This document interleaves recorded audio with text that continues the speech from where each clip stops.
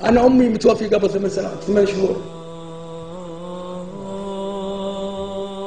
وهذا أول عيد إني أعيده أمي مو وياي.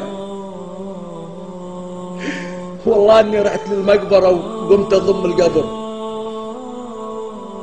والله قمت أضم القبر وكنت أتمناها إنها ترجع عشان بس أبوس رجلها. تكفون يا شباب اللي أمه وأبوه موجود الحين، أول ما يطلع من يروح يبوس راسها وراسها ويقول لهم أنا آسف. والله الراحة هذول راح تحسون بتعب عمركم ما حسيت.